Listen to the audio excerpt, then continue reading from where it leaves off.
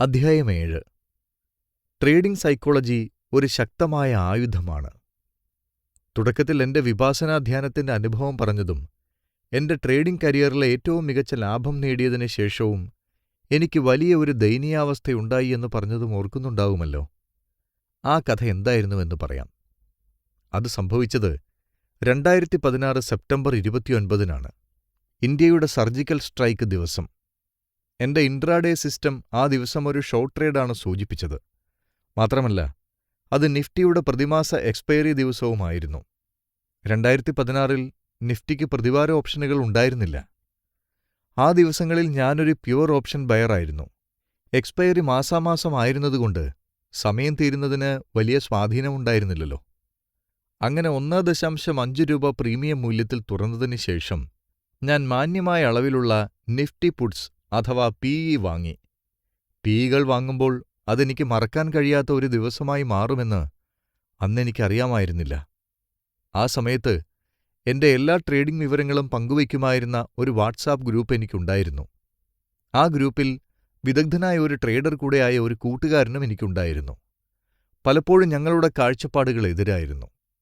അവയെക്കുറിച്ച് അയാളോട് സംവാദം നടത്തുന്നതും ട്രേഡിംഗ് നടത്തുന്നതും രസകരമായ കാര്യമായിരുന്നു. നിർഭാഗ്യവശാൽ അന്ന് മാർക്കറ്റ് തുറന്നപ്പോൾ അയാൾക്കും ഒരു ബെയറിഷ് വ്യൂ കിട്ടി. അയാളും നിരവധി പുട്ട് ഓപ്ഷനുകൾ ലോഡ് ചെയ്തു. ഞങ്ങൾ ആ ട്രേഡിലായിരുന്നു. വില താഴേക്ക് പോകാൻ പോലും തുടങ്ങിയിട്ടുണ്ടായിരുന്നില്ല. ഒരു പ്യുവർ ഓപ്ഷൻ വാങ്ങലായിരുന്നതുകൊണ്ട് റിസ്ക് തുകയെക്കുറിച്ച് ഞാൻ അയാൾക്ക് മുന്നറിയിപ്പ് നൽകി. നിഫ്റ്റിയിൽ നമുക്കൊന്നും വീണുകിട്ടിയില്ല എങ്കിൽ അയാൾക്ക് റിസ്ക് തുക മുഴുവനായും നഷ്ടപ്പെടും. ആ റിസ്കിനെക്കുറിച്ച് തനിക്കും അറിയാമെന്നും കുറച്ച് പ്രോഫിറ്റ് കിട്ടിയാൽ ഉടനെ എക്സിറ്റ് ചെയ്യാനാണ് പ്ലാനെന്നും അയാൾ എന്നോട് പറഞ്ഞു. പൊടുന്നനെ 10 മണിക്ക് ശേഷം നിഫ്റ്റി വീഴാൻ തുടങ്ങി. ഞങ്ങളുടെ പുട്ട് ഓപ്ഷൻ പ്രീമിയം കൂടാനും തുടങ്ങി. എന്റെ സുഹൃത്ത് 1:2 ലാഭത്തിൽ ട്രേഡ് അവസാനിപ്പിച്ചു. അന്ന് കാര്യമായ ഒരു റിസ്ക് എടുത്ത് അതിൽ 100% ലാഭമുണ്ടാക്കിയതുകൊണ്ട് അയാൾ സന്തോഷത്തിലായിരുന്നു. അനാവശ്യമായ ട്രേഡുകൾ എടുക്കാതിരിക്കാൻ വേണ്ടി അയാൾ സിസ്റ്റത്തിൽ നിന്ന് ലോഗൌട്ട് ചെയ്തു. പക്ഷേ 11 മണിയോടുകൂടെ നിഫ്റ്റി കൂടുതൽ ഇടിഞ്ഞു തുടങ്ങി. എന്റെ ലാഭത്തിൽ ക്രമാതീതമായ ഏറ്റക്കുറച്ചിലുകളുണ്ടായി. എനിക്ക് നിഫ്റ്റിയെക്കുറിച്ച് ചെറിയൊരു കാഴ്ചപ്പാടുണ്ടായിരുന്നു.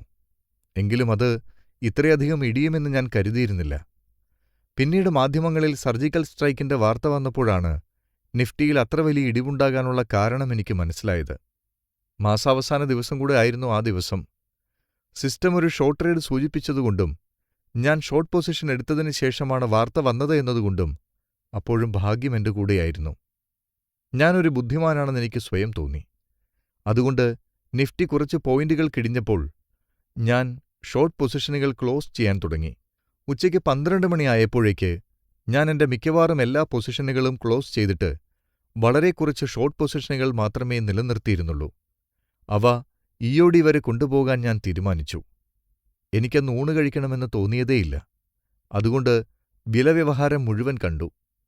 ഒടുവിൽ മാർക്കറ്റ് ക്ലോസ് ചെയ്തു. ഞാൻ 1.5-നാണ് പുട്ട് ഓപ്ഷനുകൾ വാങ്ങിയിരുന്നത്. എന്റെ ശരാശരി ക്ലോസിംഗ് പ്രൈസ് 51-നടുത്തായിരുന്നു. ഞാനന്ന് എന്റെ കരിയറിലെ ഏറ്റവും മികച്ച ലാഭം നേടി. എന്റെ പോസ്റ്റുകൾ കണ്ട് വാട്സാപ്പ് ഗ്രൂപ്പിലെ എല്ലാവരും ആശ്ചര്യപ്പെട്ടു. അവർ എല്ലാവരും എന്നെ അഭിനന്ദിച്ചു. പക്ഷെ എനിക്ക് സന്തോഷമുണ്ടായിരുന്നില്ല. അതിന്റെ കാരണം വളരെ ലളിതമായിരുന്നു. ഞാൻ വാങ്ങിയ പുട്ട് ഓപ്ഷനുകൾ 155-നടുത്ത് വരെ ഉയർന്നിരുന്നു. ഞാൻ 151-നാണ് ക്ലോസ് ചെയ്തത്. ക്ലോസ് ചെയ്യുന്നതുവരെ എന്റെ എല്ലാ ഷോർട്ട് പൊസിഷനുകളും ഞാൻ പിടിച്ചുവച്ചിരുന്നുവെങ്കിൽ എന്റെ മുഴുവൻ പൊസിഷനുകളിൽ നിന്ന് അന്നത്തെ എന്റെ ലാഭം 3 ഇരട്ടിയാകുമായിരുന്നു. ഞാൻ അത്യാഗ്രഹിയായതല്ല. ലാഭം താങ്ങാൻ കഴിയാതെയാണ് ഞാൻ പൊസിഷനുകൾ ക്ലോസ് ചെയ്യാൻ തുടങ്ങിയത്. MTMന്റെ അഥവാ മാർക്കറ്റ് ടു മാർക്കറ്റിന്റെ ഓരോ വർധനയും എന്റെ മനസ്സിൽ ഒരുപാട് ചിന്തകൾ ഉണർത്തിക്കൊണ്ടിരുന്നു. മുൻപ് ഇരിക്കുന്ന സമയം കൊണ്ടാണ് പണമുണ്ടാക്കേണ്ടത്, ട്രേഡിംഗ് വഴിക്കല്ല എന്നോ, എന്റെ ചിന്ത കൊണ്ടല്ല ഞാൻ ധാരാളം പണമുണ്ടാക്കിയത്, അത് ഇരിക്കുന്ന സമയം കൊണ്ടാണ് എന്നോ ഒക്കെയുള്ള കുറേ ഉദ്ധരണികൾ ഞാൻ കുറേ വായിച്ചിട്ടുണ്ട്. പക്ഷേ പ്രായോഗികമായി ഈ പ്രസ്താവനകളുടെയൊക്കെ പ്രാധാന്യം എന്താണ് എന്ന് അന്നാണ് ഞാൻ മനസ്സിലാക്കിയത്. ഒരു വിജയിയായ ട്രേഡറാകണമെങ്കിൽ ലാഭം എങ്ങനെ കൊണ്ടുപോകണമെന്ന് ഒരാൾ അറിഞ്ഞിരിക്കണം. അന്ന് ഞാൻ കരിയറിലെ ഏറ്റവും മികച്ച ലാഭം നേടിയെങ്കിലും ഉള്ളിൽ അസ്വസ്ഥനായിരുന്നു. അതുകൊണ്ട് വിപാസന ധ്യാനം ചെയ്യാൻ ഞാൻ തീരുമാനിച്ചു. കാരണം എനിക്ക് ട്രേഡിംഗുമായി ബന്ധപ്പെട്ട എന്റെ മാനസികാരോഗ്യം മെച്ചപ്പെടുത്തണമായിരുന്നു. ഇൻട്രാഡേ ട്രേഡിംഗുമായി ബന്ധപ്പെട്ട എല്ലാ വിഷയങ്ങളിലും വച്ച് ട്രേഡിംഗ് സൈക്കോളജിക്കാണ് ട്രേഡിംഗ് കമ്മ്യൂണിറ്റിയിൽ ഏറ്റവും കുറവ് അംഗീകാരം കിട്ടുന്നത്. പക്ഷേ ട്രേഡിംഗിൽ വിജയം നേടാനുള്ള ഏറ്റവും നിർണായകമായ വശങ്ങളിലൊന്നാണിത്. ഞാൻ നിങ്ങൾക്ക് $1000 തന്നിട്ട് അത് നിങ്ങളുടെ നഗരത്തിൽ താമസിക്കുന്ന ഒരു സുഹൃത്തിന് കൊടുക്കണമെന്ന് പറയുന്നു എന്ന് കരുതുക. വലിയ വൈകാരികതയൊന്നുമില്ലാതെ തന്നെ നിങ്ങൾക്കത് ചെയ്യാൻ പറ്റും. എന്നാൽ ഞാൻ നിങ്ങൾക്ക് $1000 പകരം $1,000,000 തരുന്നത് എങ്കിലോ? നിങ്ങളുടെ മനസ്സിൽ നിരവധി വികാരങ്ങൾ ഉയർന്നുവരും. പക്ഷേ പുറത്തു കാണിക്കാൻ നിങ്ങൾ സമ്മതിക്കില്ല, അല്ലേ? അതുപോലെ തന്നെ ട്രേഡുകൾക്കായി തങ്ങളുടെ പണം പന്തയം വയ്ക്കുമ്പോൾ ട്രേഡർമാർക്ക് ധാരാളം വികാരങ്ങളുണ്ടാകും. തലയ്ക്ക് സുഖമില്ലാത്ത ഒരാൾക്ക് നിങ്ങളൊരു മെഷീൻ ഗൺ കൊടുത്താൽ എന്ത് സംഭവിക്കും? ഒരു ഞായറാഴ്ച നന്നായി ഉറങ്ങിയതിനു ശേഷം രാവിലെ 10 മണിക്ക് നിങ്ങൾ ഉണരുന്നു. നന്നായി ഉറങ്ങിയത് കാരണം നിങ്ങൾക്ക് നല്ല സന്തോഷമുണ്ട്. ചൂടുവെള്ളത്തിൽ നല്ല ഒരു കുളി കുളിച്ചതിനു ശേഷം അടുത്തുള്ള റെസ്റ്റോറന്റിൽ നിന്ന് പ്രാതൽ കഴിക്കാമെന്ന് നിങ്ങൾ തീരുമാനിക്കുന്നു. നിങ്ങൾ വീട്ടിൽ നിന്നിറങ്ങി കുറച്ചു ദൂരം നടന്നുപോയിട്ട് നല്ല ഒരു പ്രാതൽ കഴിച്ചു. സന്തോഷം കൂട്ടാനായി ഒരു കപ്പ് കാപ്പിയും നിങ്ങൾ ഓർഡർ ചെയ്തു. ആ ചൂട് കാപ്പി കുടിച്ചതിനു ശേഷം നിങ്ങൾ ആനന്ദത്തോടെ പതുക്കെ വീട്ടിലേക്ക് തിരികെ നടന്നു. വഴിയിലൊരു ഭ്രാന്തൻ കയ്യിലൊരു മെഷീൻ ഗൺ പിടിച്ചുകൊണ്ട് നിൽക്കുന്നത് നിങ്ങൾ കാണുന്നു. അതൊരു ആധുനിക മെഷീൻ ഗണ്ണാണ്. അതിൽ പവേഡ് കാട്രിഡ്ജുകളും ഘടിപ്പിച്ചിട്ടുണ്ട്. ഇപ്പോൾ നിങ്ങൾക്കെന്താണ് തോന്നുന്നത്? നിങ്ങൾക്കിപ്പോഴും മനസ്സിലുണ്ടായ ആനന്ദം അനുഭവപ്പെടുന്നുണ്ടോ? അതോ ഇതുവരെ ഉണ്ടായിട്ടുള്ളതിൽ ഏറ്റവും വലിയ ഭയം അനുഭവിച്ചുകൊണ്ട് രക്ഷപ്പെടാനായി ഓടാൻ തയ്യാറെടുക്കുകയാണോ? ഇങ്ങനെ ഒരു സാഹചര്യം സങ്കൽപ്പിക്കുന്നതുപോലും ഭയാനകമാണല്ലേ? നിങ്ങൾക്കെന്താണ് തോന്നുന്നത്? ട്രേഡിംഗിനും ഈ യുക്തി ബാധകമാണ്. ഒരു ട്രേഡർക്ക് അഡ്വാൻസ് ട്രേഡിംഗ് സോഫ്റ്റ്വെയറും നല്ല ട്രേഡിംഗ് സിസ്റ്റവും ഉണ്ടായിരിക്കാം. എന്നാൽ അയാൾക്ക് തന്റെ വികാരങ്ങൾ നിയന്ത്രിക്കാൻ സാധിക്കുന്നില്ല എങ്കിൽ അത് അയാളുടെ ട്രേഡിംഗ് അക്കൗണ്ട് നശിപ്പിക്കാൻ മാത്രമേ സഹായിക്കുകയുള്ളൂ. ഒരു ദിവസം കൊണ്ട് മൂലധനത്തിന്റെ കൂടുതൽ ഭാഗവും നഷ്ടപ്പെടാൻ ഉയർന്ന സാധ്യതയുണ്ട്. ട്രേഡിംഗ് സൈക്കോളജിയുടെ 4 ഘടകങ്ങൾ. നമ്മുടെ ജോലികളുടെ മിക്ക ഭാഗങ്ങളിലുമുണ്ടായ ഡിജിറ്റലൈസേഷൻ നമ്മുടെ ജീവിതത്തിന്റെ പല വശങ്ങളെയും മാറ്റിമറിച്ചിട്ടുണ്ട്. എങ്കിലും ട്രേഡിംഗ് സൈക്കോളജിയുമായി ബന്ധപ്പെട്ട് ഒന്നും തന്നെ മാറിയിട്ടില്ല. 4 ശക്തമായ വികാരങ്ങൾ എല്ലാ ട്രേഡർമാരെയും ചുറ്റിക്കറങ്ങുകയും അവരുടെ ട്രേഡിംഗ് മനഃശാസ്ത്രത്തിൽ വ്യത്യസ്തങ്ങളായ സ്വാധീനം ചെലുത്തുകയും ചെയ്യുന്നു. ഈ 4 വികാരങ്ങൾ ഇനി പറയുന്നു. 1. അത്യാഗ്രഹം. 2. ഭയം. 3. പശ്ചാത്താപം. 4. പ്രതീക്ഷ. അത്യാഗ്രഹം. ട്രേഡറുടെ മനസ്സിൽ അത്യാഗ്രഹം നിറയുമ്പോൾ അയാൾ എല്ലാ സാമ്പത്തിക രാഷ്ട്രീയ വാർത്തകളെയും അങ്ങേയറ്റം ശുഭാപ്തിവിശ്വാസത്തോടെ കാണാൻ തുടങ്ങും. അയാൾ നെഗറ്റീവായ വിവരങ്ങളെയൊക്കെ അവഗണിക്കുകയും ചെയ്യും. അത് സെക്യൂരിറ്റി പ്രൈസുകൾ കൂടുന്നതായി ഒരു മിഥ്യാധാരണയും ഒരു പോസിറ്റീവ് ഔട്ട്ലുക്കും അയാളുടെ മനസ്സിൽ ഉണ്ടാകാൻ കാരണമാകും. ഈ കാരണം കൊണ്ട് തന്റെ തോന്നൽ തെറ്റിപ്പോകില്ല എന്ന വിശ്വാസത്തിൽ അയാൾ കൂടുതൽ റിസ്ക് എടുക്കുകയോ തന്റെ ട്രേഡ് മുറുകെ പിടിക്കുകയോ ചെയ്യും.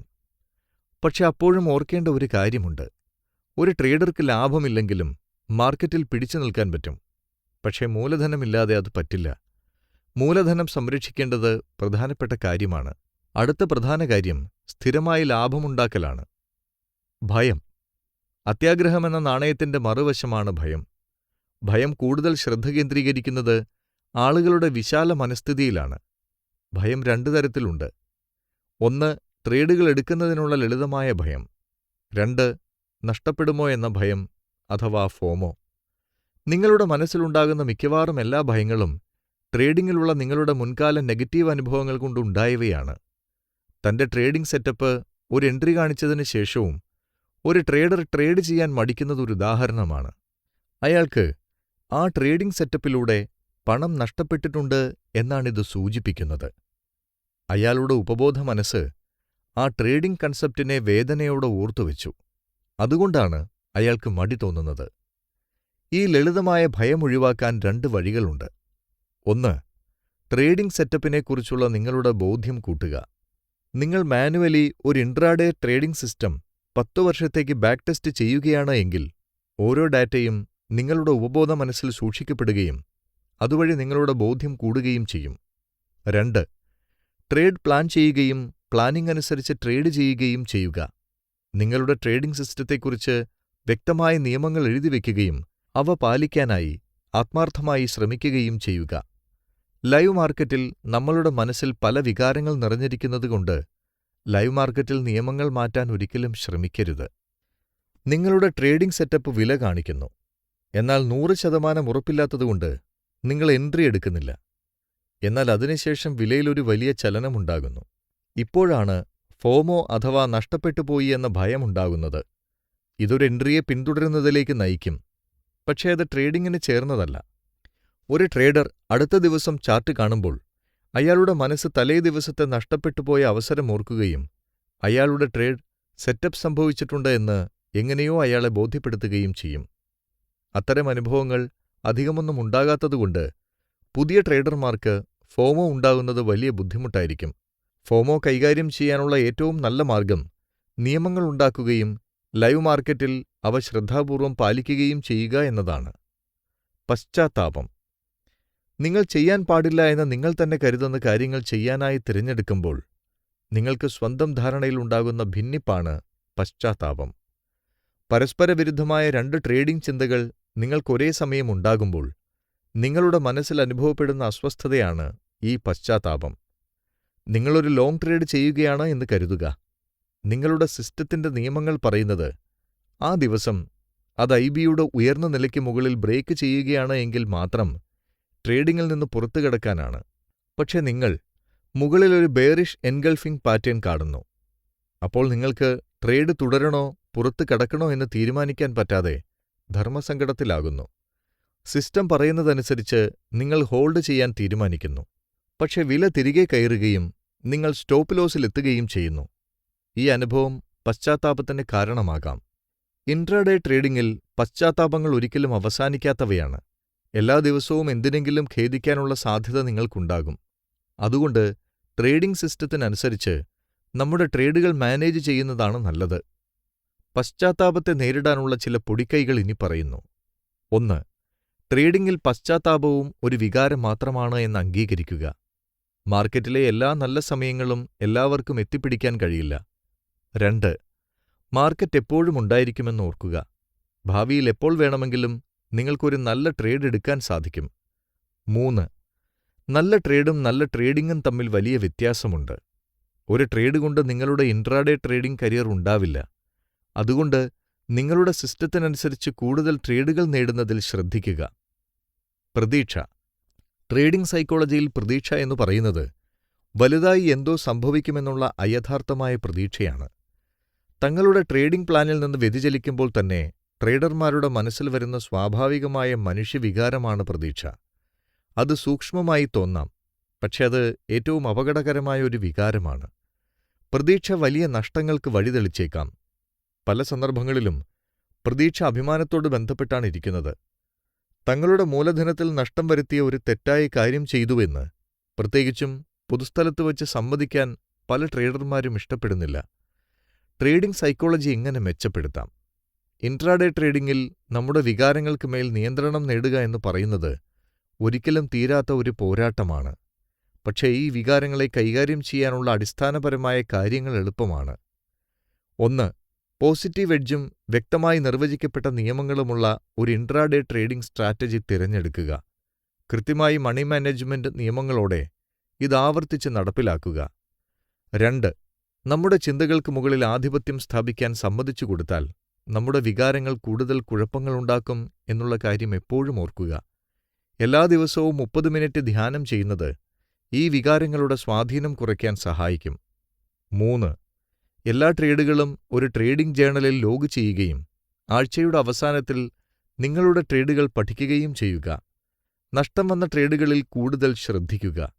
ട്രേഡ് പ്ലാൻ പ്രകാരം പ്രവർത്തിക്കുന്നതിൽ നിങ്ങൾക്ക് തെറ്റുപറ്റിയതുകൊണ്ടാണോ അതോ നിയമങ്ങൾ തെറ്റിച്ചതുകൊണ്ടാണോ നഷ്ടമുണ്ടായത് എന്ന് വിശകലനം ചെയ്യുക. ഈ തെറ്റുകളുടെ ഒരു പാറ്റേൺ നിങ്ങൾക്ക് കണ്ടെത്താൻ കഴിഞ്ഞാൽ അത് നല്ലതാണ്. അപ്പോൾ ലൈവ് മാർക്കറ്റിൽ ആ പാറ്റേൺ നിങ്ങൾക്ക് ബോധപൂർവം ഒഴിവാക്കാൻ സാധിക്കും. Algo trading. വിപാസന പ്രോഗ്രാമിൽ വച്ച് ഞാൻ കണ്ടുമുട്ടിയ ആ സുഹൃത്ത് ഡേ ട്രേഡിംഗിൽ നിരവധി വെല്ലുവിളികൾ നേരിട്ടിരുന്നു. അയാൾ വളരെ ബുദ്ധിമാനാണ്. അയാൾ നിരവധി ട്രേഡിംഗ് സ്ട്രാറ്റജികൾ ഡെവലപ്പ് ചെയ്തിട്ടുമുണ്ട്. എന്നിട്ടും ലൈവ് മാർക്കറ്റിലെ സിസ്റ്റം അനുസരിച്ച് ട്രേഡുകൾ നടപ്പിലാക്കുന്നതിൽ അയാൾക്ക് വൈകാരിക പ്രശ്നങ്ങൾ നേരിടേണ്ടി വന്നു. അതുകൊണ്ട് അയാൾ ആൽഗോ ട്രേഡിംഗ് പഠിക്കാൻ തുടങ്ങി. അയാൾ ആൽഗോ ട്രേഡിംഗ് വഴി സ്വന്തം സിസ്റ്റം കോഡ് ചെയ്യുകയും വിന്യസിക്കുകയും ചെയ്തു. കുറച്ച് നഷ്ടങ്ങളുണ്ടായി എങ്കിലും അയാൾ തന്റെ സിസ്റ്റം നിർത്തിയില്ല. സിസ്റ്റം അനുസരിച്ചുകൊണ്ടുതന്നെ മണി മാനേജ്മെന്റ് നിയമങ്ങൾ പ്രയോഗിച്ചുകൊണ്ട് അയാൾ ട്രേഡുകൾ തുടർന്നു. കുറച്ചു മാസങ്ങൾക്ക് ശേഷം ഫലങ്ങൾ കാണാൻ തുടങ്ങി.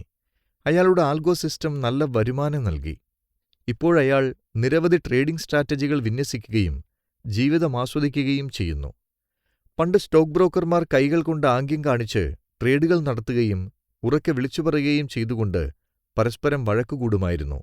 ആ കാലത്ത് ട്രേഡിംഗ് പിറ്റിലെ ആരവം പച്ചക്കറിച്ചന്തയിലേക്കാൾ ഒട്ടും കുറവായിരുന്നില്ല. 1990കളിൽ NSDAQ സമ്പൂർണ്ണ ഇലക്ട്രോണിക് ട്രേഡിംഗ് അവതരിപ്പിച്ചു. പതുക്കെ ലോകത്തിലെ എല്ലാ എക്സ്ചേഞ്ചുകളും ഇലക്ട്രോണിക് ട്രേഡിംഗ് നടപ്പിലാക്കി. കഴിഞ്ഞ ദശകം മുതൽ ആൽഗോ ട്രേഡിംഗ് വേഗം കൈവരിക്കാൻ തുടങ്ങി. അൽഗോരിതമിക് ട്രേഡിംഗിന്റെ അല്ലെങ്കിൽ ഓട്ടോമേറ്റഡ് ട്രേഡിംഗിന്റെ ഹ്രസ്വരൂപമാണ് ആൽഗോ ട്രേഡിംഗ്. അതിൽ ട്രേഡുകൾ നടപ്പിലാക്കാൻ സിസ്റ്റം ജനറേറ്റഡ് അൽഗോരിതങ്ങൾ ഉപയോഗിക്കുന്നു.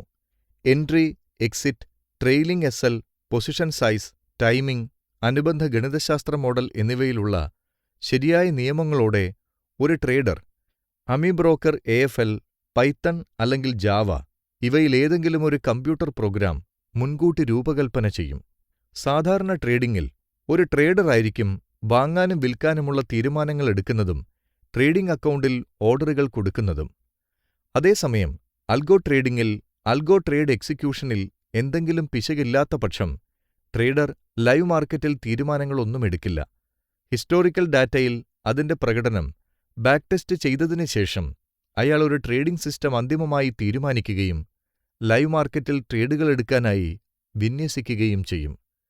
അൽഗോ കോഡ് പ്രവർത്തിക്കുന്നതിന് 2 കാര്യങ്ങൾ അത്യാവശ്യമാണ്. 1. Live tick data feed. 2. Trading അക്കൗണ്ടുമായുള്ള API കണക്ഷൻ. ആൽഗോ ട്രേഡിംഗിന്റെ പ്രയോജനങ്ങൾ. ആൽഗോ ട്രേഡിംഗിന്റെ ഗുണങ്ങൾ ഇനി പറയാം.